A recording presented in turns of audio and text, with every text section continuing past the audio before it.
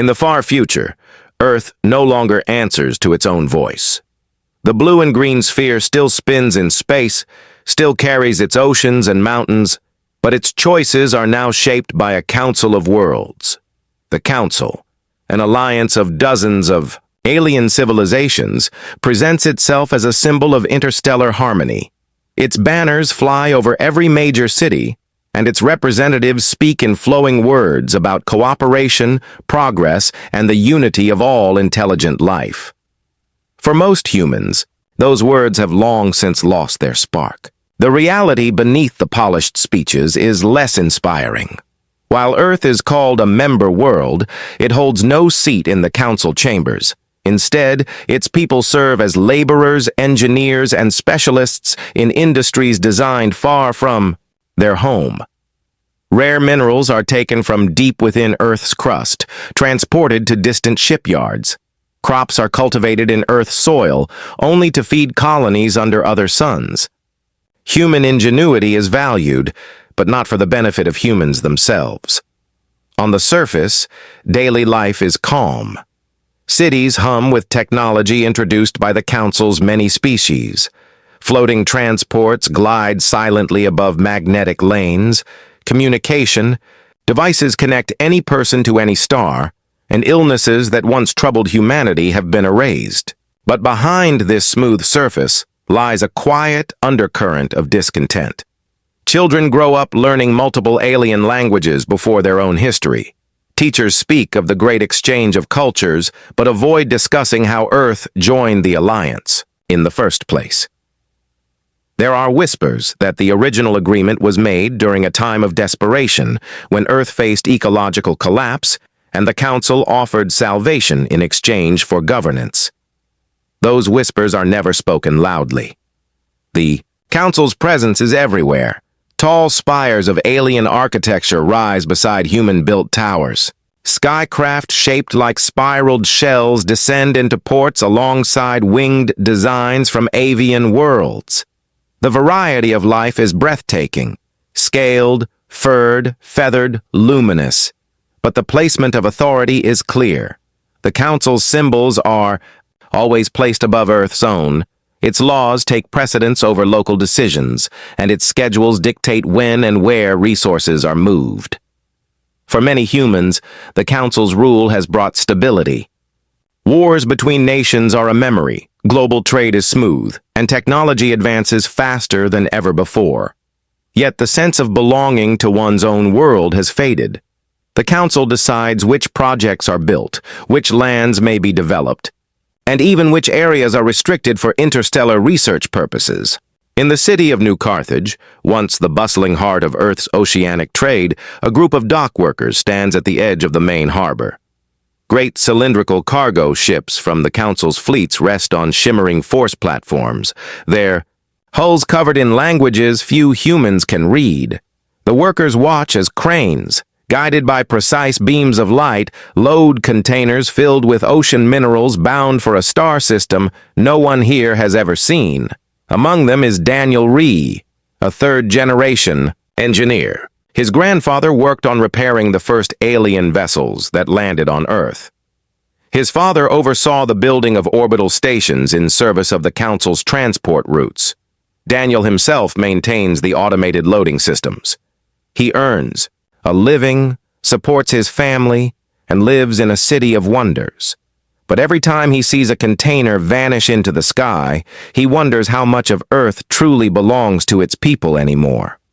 Far from the harbors, in a high observatory built on the Andes' tallest peak, Mira Solon studies recordings of planetary weather shifts. She is one of a handful of researchers permitted to monitor Earth's environmental patterns. She notes unusual data: winds that shift against forecast models, ocean currents that defy seasonal logic, and subtle fluctuations in the planet's magnetic field. These changes are small enough to dismiss as natural variation, yet they appear in a rhythm that catches her attention. No one knows yet that these gentle irregularities are the first signs of something far greater. To most, Earth is simply a resource-rich member of a vast alliance, a planet whose people work hard and live under the guidance of many stars. But unseen by the Council, unnoticed by almost everyone, the planet itself has begun to stir. The first, hints of change arrive so quietly that most people do not notice them at all. A spring morning in the northern hemisphere begins with air warmer than predicted, a mild breeze carrying the scent of ocean salt hundreds of kilometers inland. In the tropics, the rainy season lingers beyond its normal span, bringing soft showers to regions that should be dry. In the southern polar regions, ice blooms in strange patterns, curling like petals under the light of an early sun. At first, these are the kind of anomalies that meteorologists and oceanographers catalog, explain, and then move on from. Climate shifts have always been part of Earth's story. But as the months pass, the variations stop appearing random. Mira Solon, still working in her high-altitude observatory, compares her most recent data with archives stretching back centuries. She notices that the changes are not scattered, they are linked, each event subtly following another as though in a sequence. In the coastal city of Estrella Nova, fishermen speak of currents pulling in unfamiliar directions, drawing warm waters toward the colder southern channels. They say the fish swim differently now, as if following paths invisible to human eyes. On the other side of the planet, in the high deserts of the former Central Asia, caravans of traders travel under skies painted with auroras that shimmer even at midday. These glowing waves are unlike anything seen before, their colors shifting. In deliberate patterns, Council scientists issue public explanations, attributing the auroras to minor solar irregularities and the ocean shifts to natural geological changes. Their reports are filled with precise graphs and authoritative language. Most citizens accept these answers. Life goes on. The Council's ships still arrive on schedule, factories continue to hum, and the rhythms of trade remain unbroken. Yet for some, the patterns are impossible to ignore. Daniel Rhee, working at New Carthage's docks, notices that cargo operations are increasingly interrupted by sudden bursts of fog. It rolls in without warning, thick enough to delay loading for hours, and then vanishes as quickly as it appears. He mentions it casually to his colleagues, who shrug and say the weather has always been unpredictable by the sea. Still, the timing troubles him. The fog often settles in only when large shipments of ocean-mined minerals are about to be transferred.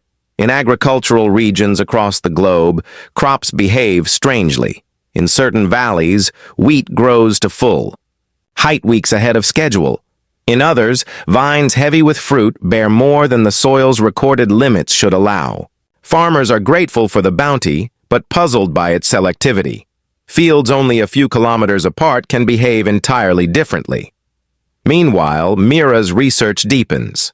She creates a global overlay of environmental anomalies, wind changes, current shifts, magnetic fluctuations, and unusual weather events. When she views them as individual incidents, they seem harmless. But when she arranges them on a single timeline, a strange pattern emerges. Each anomaly follows the next at consistent intervals, as if part of a carefully measured sequence. The observatory's senior council liaison visits Mira one afternoon, reviewing her findings with polite detachment. He thanks her for her diligence, assures her the Council's own monitoring stations have already accounted for these variations, and advises her to focus on productive research areas that will directly benefit resource planning. His words are gentle, but his meaning is clear. The Council does not see this as a priority. That evening, as the sun sets behind the snow-capped peaks, Mira remains in the observatory alone. The wind outside shifts, carrying with it a faint hum she cannot place. She leans toward the open balcony, eyes scanning the dim horizon. The hum is low, deep, and seems to come from the earth itself, not from any machine. It lasts only a few moments, then fades into the mountain air. Far below, in cities and towns, ships and markets, people continue their routines. The Council continues its shipments, confident in its control.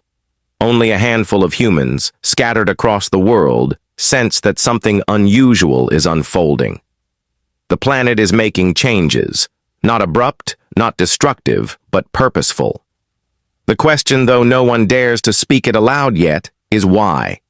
Mira Solon had always been fascinated by the way the planet seemed to hold memories, layered in stone, whispered through shifting winds, etched into the patterns of rivers.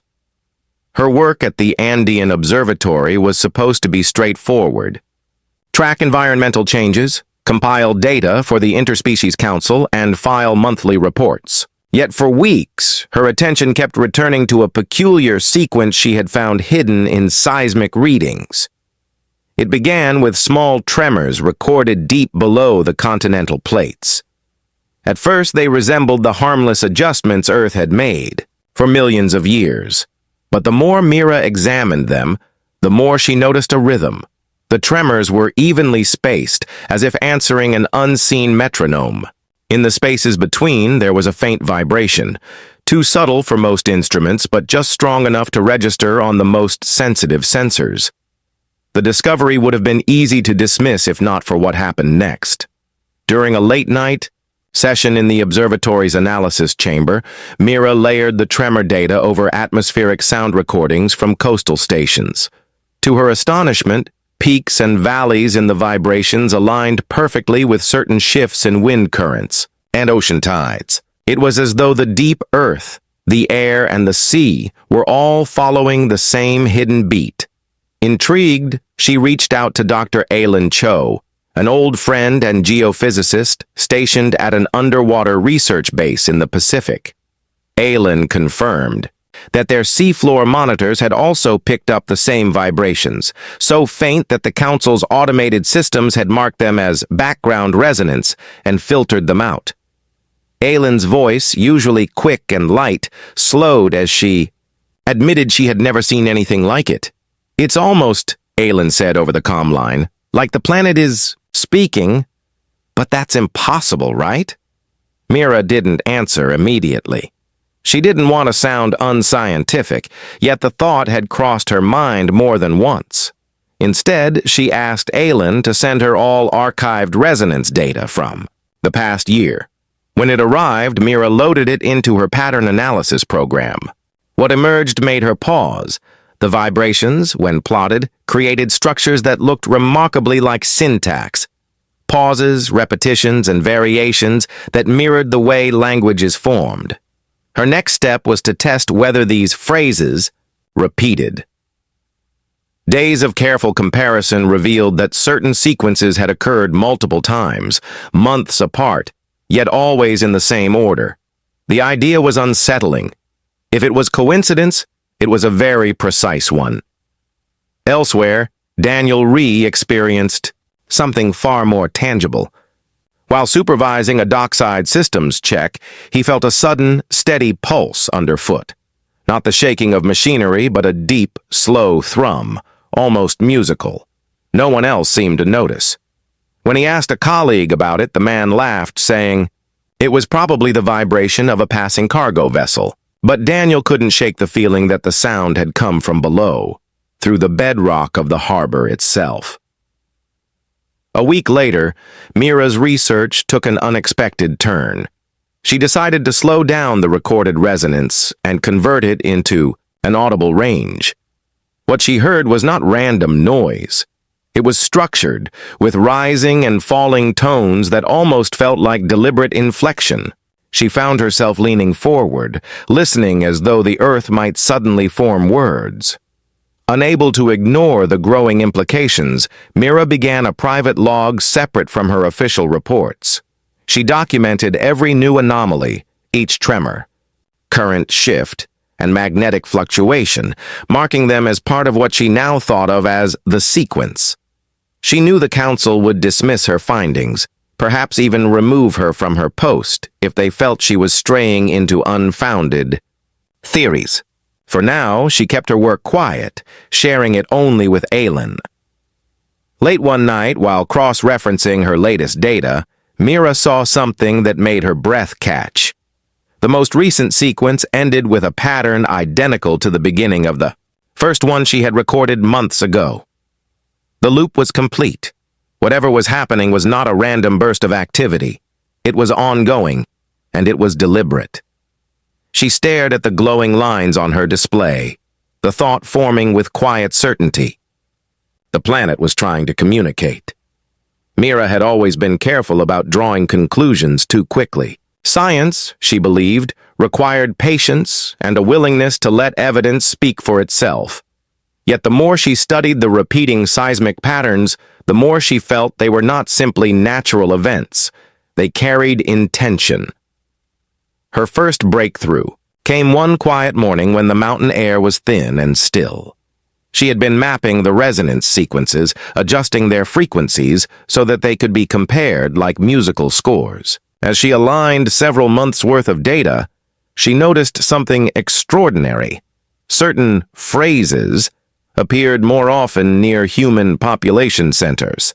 They were subtle, hidden within the natural hum of the planet, but distinct once you knew how to listen. At first, she thought it might be interference from human activity, construction, transportation, or industrial work.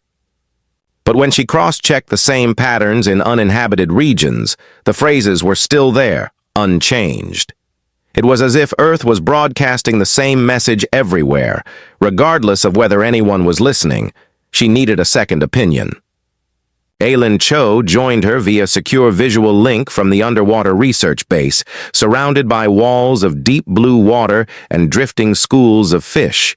Together, they compared Mira's mountain data with Aylin's oceanic readings. The match was perfect, not just in rhythm but in structure. It's consistent, Aylin said, eyes narrowing as she studied the charts. If this were random geological activity, the intervals would vary. But they don't. They're precise, like the beat of a drum.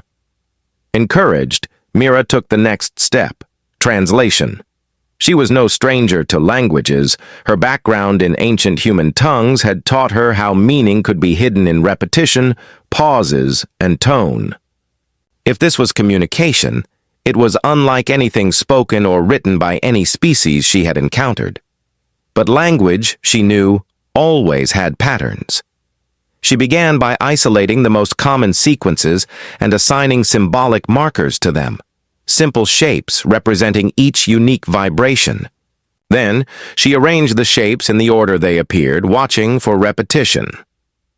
Over days of analysis, a kind of visual poetry emerged. The symbols formed clusters, each beginning and ending with the same bookend pattern, as if framing a complete thought.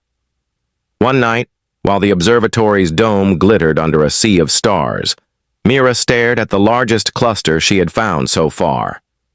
Without knowing why, she whispered aloud the meaning that had been forming in her mind. "You are my children. I am awake." She froze. The words were not the result of guesswork. They had come naturally, as though the sequence itself had carried the meaning directly into her thoughts. She felt no fear, only a strange warmth, as if she had just recognized a voice she had always known but never truly heard. Aylin was silent when Mira shared her interpretation, then finally spoke. "If that's true, it's not just a message, it's recognition, like it knows who we are." Mira nodded slowly. "And it's choosing to tell us." Over the next week they worked tirelessly, decoding smaller clusters. The emerging picture was simple yet profound. Earth's voice spoke of balance, memory, and care for those who lived upon it.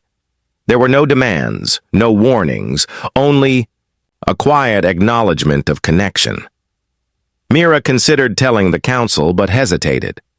She could already imagine their response, a polite dismissal, a reminder that planets were not conscious entities, and perhaps a request for her to redirect her studies toward approved research. No, she decided, this was something that needed to be understood fully before it was shared. One evening, while the sun slipped below the horizon in a blaze of gold, Mira stepped out onto the balcony of the observatory. The air was cool, and the mountains stood in shadowed silence. She placed her hands on the stone railing and closed her eyes. Somewhere deep beneath her feet, The slow, steady rhythm of the earth continued, and though she could not hear the words, directly she felt the meaning as clearly as the wind on her face. I am here. I have always been here, and I will not forget you. The council chamber in Earth's orbital administration station was a place designed to impress. High arched walls shimmered with views of the planet below, rotating slowly against the black sea of space. The air carried the faint hum of environmental. Regulators and the polished floor reflected the shapes of beings from across the stars, scaled, feathered, translucent, and human. It was here that Mira Solon stood before the Council's Earth Committee, her findings compressed into a presentation, more cautious than she would have liked. She showed graphs of seismic activity, overlays of atmospheric anomalies, and the matching rhythms found across oceanic and continental monitoring stations. She did not share her full interpretation, that the planet was speaking, but instead described the patterns as highly structured global signals of unknown origin. For a moment after she finished, there was silence. Then one of the senior members, a tall avian from the planet Ryath, tilted its head and let out a light chime of amusement. "Your diligence is commendable," it said in clear trade language, "but the data is easily explained by cyclical planetary processes. Your pattern recognition is imaginative." Another delegate, this one an aquatic species whose form shimmered within a portable fluid chamber, spoke with patient detachment. "Young scientists often see shapes in the clouds. You are trained to find patterns, so you find them, even when none exist." Mira kept her tone even. "I understand the skepticism, but the consistency is unlike anything recorded in Earth's geological history. The timing is too exact to be coincidence." The chair of the committee, a composed and silver-skinned representative named Velan, leaned forward. "Even if your observations are correct, there is no evidence to suggest they are intentional. Planets are not sentient. They are environments to be studied, cultivated, and managed for the benefit of all member species. Assigning consciousness to them is a distraction from practical work." There it was, the line she had expected but dreaded. Practical work, in council terms, meant resource management, trade efficiency, and infrastructure oversight. A global phenomenon without immediate economic value was unlikely to hold their attention. Her request for additional observation resources was politely denied. Instead, she was encouraged to share her raw data with the Central Science Division, which would filter and store it for future reference. Mira knew what that meant. The data would vanish into a system where only approved analysts could access it, effectively burying it from public discussion. Leaving the chamber, she walked through the station's central promenade, where humans and aliens moved in a steady flow under soft, artificial daylight. The air smelled faintly of recycled ozone. Conversations in dozens of languages swirled around her, but her thoughts were elsewhere. The council's reaction had been exactly as she feared, polite dismissal without curiosity. Back on the surface, Daniel Rhee heard his own version of the council's disbelief. A shipment delay at the new Carthage docks had been caused by another unexplained fog bank, and he had remarked to a colleague that the weather seemed to be playing favorites. The comment drew a laugh and a shake of the head. "It's just the ocean," his colleague said. "It doesn't care about us. That's the council's job." The phrase stuck with Daniel. The ocean doesn't care. But lately he wasn't so sure. The changes he'd noticed felt deliberate in a way that went beyond tides and storms. Still, without proof, what could he say? For the council, the matter was settled. Their ships continued to collect minerals from deep-sea platforms and cargo from inland processing plants. Their surveys of Earth's resources proceeded on schedule. Any suggestion that the planet might be aware, or even watching, was dismissed as a cultural myth. But beyond the official reports and polite rejections, something was happening. Mira returned to her observatory and continued her work in private. Daniel kept noting the patterns he saw, quietly adding them to a personal log. Across the world, others, farmers, navigators, researchers, felt a growing sense that Earth was not just reacting to change, it was shaping it. The Council might not believe it now, Mira thought, but sooner or later, the planet's message would be too large to ignore. The first signs were subtle, almost too subtle for the Council to notice. A communication array in the Northern Hemisphere lost power for an entire day, its energy relays inexplicably short-circuited. Engineers replaced the damaged components, only for the problem to reappear 2 days later. The station's systems recorded no mechanical cause, just a localized surge of magnetic interference that vanished as quickly as it arrived. Across the oceans, weather control satellites, tools the Council used to ensure smooth shipping routes, began to display glitches in their navigation algorithms. A storm predicted to strike a major coastal processing hub abruptly changed course, sweeping harmlessly into open water. Another, expected to remain far from land, shifted unexpectedly to cleanse an overworked farming region with steady rainfall. To most humans, these were curiosities, small events in the flow of daily life. But for Mira Solon, still watching from her observatory, they were deliberate choices. Each anomaly spared human communities while complicating or slowing the Council's large-scale operations. In New Carthage, Daniel Rhee was in the middle of supervising a high-priority mineral shipment when the harbor's docking systems abruptly went offline. The great cargo platforms, powered by precision gravitic fields, froze mid-operation. Shipments floated above, the water in quiet suspension while the dock's automated systems rebooted. It took nearly 12 hours to restore full function. When the engineers finally traced the cause, they found nothing. No hardware failure, no programming error, just a sudden and unexplained interruption. The incident caused mild frustration for the Council's logistics officers, but for Daniel, it sparked a memory. It was the same strange timing he had noticed before. Equipment failing just as certain shipments were about to leave, almost as if the harbor itself knew when to hold something back. In rural regions, the changes were even more striking. Farmers in the Great Plains of the former North America reported that the soil in their fields seemed unusually fertile after unexpected nighttime rains. In the hills of East Africa, wild herds returned to grasslands they had abandoned decades earlier, following the sudden reappearance of fresh springs. These natural gifts came without warning and without clear scientific explanation. For humans paying attention, it began to feel like the planet was quietly favoring them. But for the Council, the disruptions were little more than administrative annoyances. They logged the incidents as local irregularities and issued orders to increase monitoring.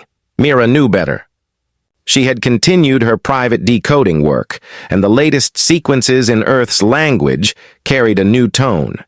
The earlier messages had been simple acknowledgments, recognition, connection, reassurance. Now, the patterns contained something that felt like intent. Not hostility, but purpose. One evening, she played the most recent data through her frequency converter. The tones were richer, layered with harmonics that hadn't been present before. She thought she could sense the meaning between them. I protect my own. She sent a cautious summary to Alan Cho, who replied within hours from the Pacific base. We're seeing the same thing here. Tides have been shifting in ways that shield our research stations from rough water. One of the Council's offshore mineral rigs had to suspend operations because the currents turned too strong to anchor equipment. The weather here has never behaved so precisely. Mira felt a quiet thrill at the confirmation. The changes were no longer isolated or deniable. Earth was intervening, not with force, but with precision, guiding events in ways that benefited its people and gently obstructed the Council's extraction efforts. In the weeks that followed, the pattern only strengthened. Council transport schedules became less reliable. Storms seemed to appear on routes most heavily used for resource shipments, Forests grew thicker around restricted areas, making ground access slower. Rivers swelled or receded in ways that rerouted traffic toward human settlements instead of away from them. For the first time in decades, humans began to feel that their world was not just a place they lived on, it was something that noticed them, something that might even be on their side. Far above, in the shining halls of the orbital station, the Council reviewed its growing list of operational delays.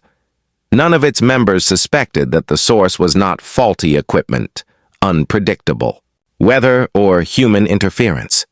None imagined that the very planet they stood above was quietly, patiently defending itself. By the time the third month of anomalies began, certain humans had stopped seeing them as coincidences. Farmers noticed that crops flourished most in fields aligned with newly shifted groundwater flows. Fishermen learned that schools of fish gathered where ocean currents had subtly redirected.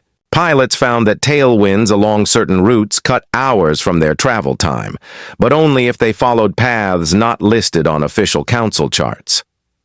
Word began to spread quietly, not through public broadcasts or official reports, but through personal messages, market conversations, and late-night discussions between trusted friends. People compared experiences and realized they were all seeing the same thing. Earth was guiding them. Daniel Rhee became one of the first to act on this. Understanding. One morning, as he stood on the new Carthage docks, he saw a sudden swell in the harbor's tide, not enough to disrupt work, but enough to signal that the docking platforms might soon malfunction, as they had before. Remembering previous delays, Daniel adjusted the sequence of cargo loading so that the most critical human-bound shipments were secured first. Hours later, when the docks experienced an unexplained systems pause, only the Council's long-haul mineral containers were left suspended in place, while human shipments had already been sent safely inland. Others followed similar instincts. In the highlands of South America, communities planted according to the rhythms of wind changes rather than the Council's standard agricultural calendars. In the deserts of Central Asia, traders began adjusting their caravan routes to follow cloud shadows that lingered unusually long, shadows that often led them to fresh wells.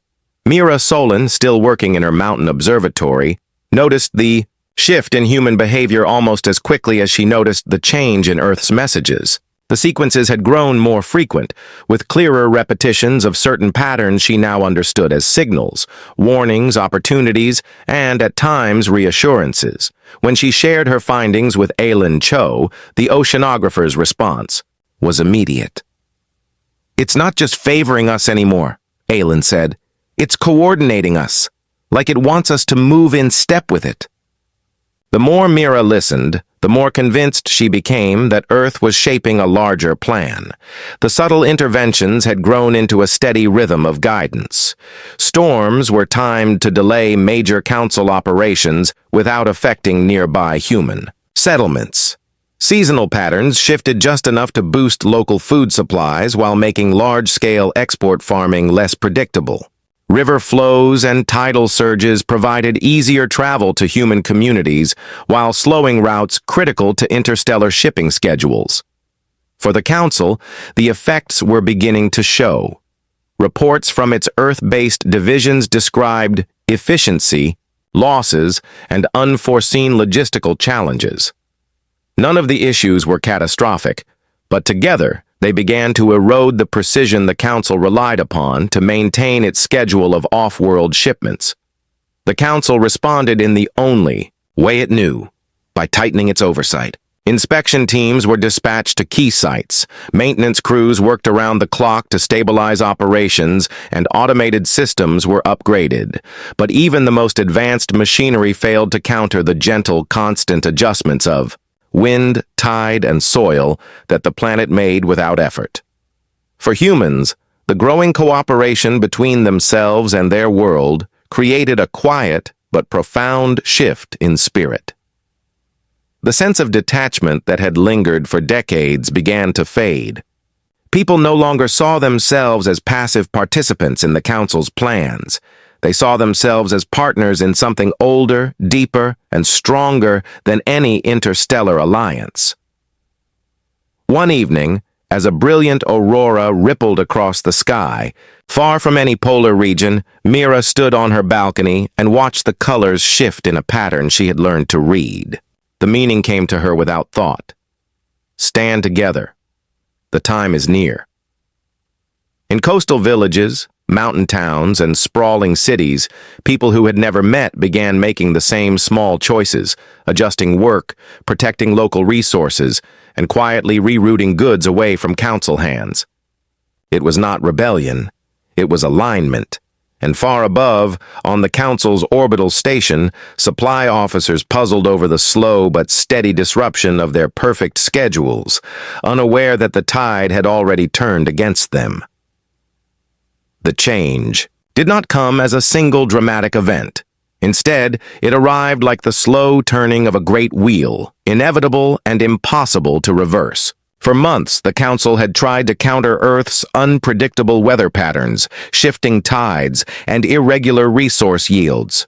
But each time they adapted, the planet adjusted again, in ways no algorithm or technology could anticipate. The Council's supply chains grew inconsistent. Large-scale extraction projects became unprofitable. Some Council vessels left Earth's orbit half-empty, their planned cargo replaced with whatever could be gathered on short notice. The delays rippled outward into other systems, straining interstellar trade networks that had once run with mechanical precision. Eventually, the Council's Earth Committee convened a closed session aboard the Orbital Administration Station. The decision, though couched in formal language about mutual benefit and operational sustainability, was simple. Their direct control of Earth was no longer efficient. They would withdraw the majority of their administrative presence, maintain only a diplomatic mission, and allow the planet's own inhabitants to manage its resources. For most humans, the announcement was met with quiet astonishment. There were no grand parades or official celebrations. Instead, people simply went about their work with a new sense of ownership. Farmers planted without having to meet off-world quotas.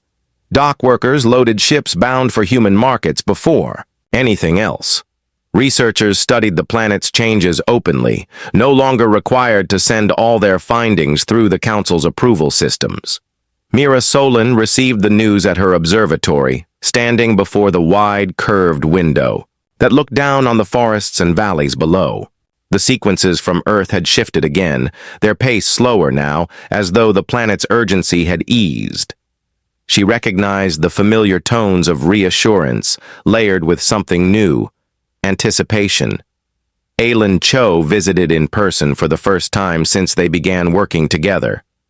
Stepping out onto the mountain balcony, Aylin gazed at the horizon where clouds moved in slow, deliberate arcs, their shadows sliding across the land like a living map.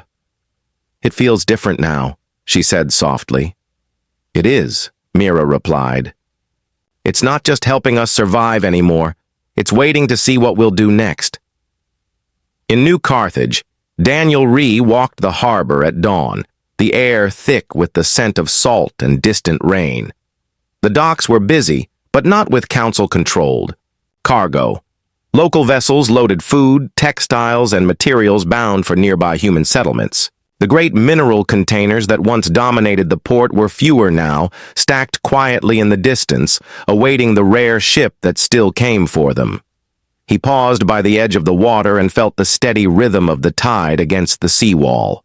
It was the same quiet pulse he had felt months ago, the one that had made him believe the ocean was aware. Now he knew it was not just the ocean. It was the whole world, moving with intention. Across the planet, similar moments unfolded. In the deserts, traders followed wind-shaped trails that led to thriving markets. In the highlands, farmers watched wild herds return to lands that had grown fertile again. In the cities, engineers designed systems that worked with Earth's natural patterns instead of against them. The Council's withdrawal did not end contact with other species. Diplomatic ships still visited, bringing trade goods, art, and knowledge. But the relationship was different now. equal, negotiated, and built on respect rather than authority. The story of Earth's quiet transformation traveled quickly through interstellar channels, whispered in markets and discussed in research halls. Mira knew that not everyone beyond the stars would believe it. Some would dismiss it as human myth, a tale told to inspire pride. Others might wonder if it could happen on their own worlds, but the truth was simpler and deeper than any rumor. Earth had remembered its children, and its children had remembered it. One evening, as the first stars appeared above the mountains, Mira listened once more to the planet's low, resonant hum. The message was clear and steady, carried in the rhythm of stone, water, and air. We are one world, and we move forward together.